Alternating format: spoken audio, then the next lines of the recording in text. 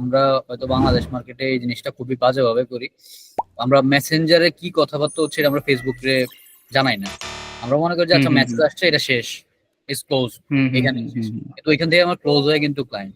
তো এর জি। পাশে যেখানে আমি মেসেজ করতেছি মানে ইনবক্স, মেটা বিজনেস হুম সুটের হুম। ইনবক্সের পাশে ডান দিকে একটা পার্ট থাকে যে অ্যাড ডিটেলস, নিচে হচ্ছে লিড স্টেজ, নিচে হচ্ছে ওয়ার্ড একদম অ্যাসিস্ট্যান্ট। একদম। এই যে পার্টটা আছে আমরা কিন্তু ইউজ করি না এই জায়গাটায়, কিন্তু এই জায়গাটায় কিন্তু আমার ওই লিড সেন্টারের সাথে কানেক্টেড।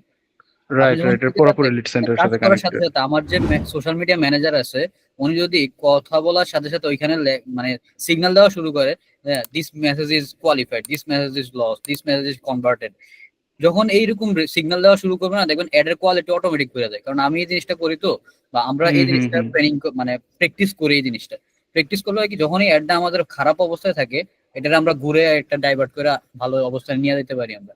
তো আমরা এই জিনিসটা করি না। এখানে আমাদের ইনবক্সে ওয়ার্ডার জেনারেট করে আপনার কাছে কত টাকার প্রোডাক্টের ওয়ার্ডার করতেছে এটাও কিন্তু দেওয়া যায়, যে কত মেটা ওয়ার্ডার। বিজনেস স্যুট থেকে, ড্যাশবোর্ড থেকে। মেটা বিজনেস থেকে অর্ডারটা ক্রিয়েট করা যায়। এরপর অর্ডারটা পেমেন্ট হয়েছে, শিডিউল হয়েছে, এটা কি আপনার শিফট হয়েছে নাকি এটা একদম মানে কোন স্টেজে আছে এগুলোও দেওয়া যায়। এটা রিসিভ হয়েছে কিনা এটাও এদিকে অ্যাড করা যায়। এগুলো যখন আপনি ফেসবুকে পাঠাচ্ছেন, আপনার মেসেঞ্জার ক্যাম্পেইনে অনেক সলিড কাজ করে। কিন্তু আমরা হুম হুম বাংলাদেশ হুম। মার্কেটে এই জিনিসটা করি না। ওই যে ডাটা ড্রিভেনের কথা বলতেছিলাম, ডাটা ড্রিভেনের কথা বলতেছি, কিন্তু ডাটা ড্রিভেনের মতো কাজ করি না আমরা, এটা হচ্ছে ডেটা দেই বিষয়। না আমরা। আমরা ডেটা দেই না, তো ডেটা না দিলে তো সে বুঝবে না, সে কতক্ষণ আপনার ইনবক্স চেক চেক করবে, আপনারও তো কিছু কাজ করতে হবে। ওই জায়গা থেকে আমাদের এই কাজগুলো করতে হয়।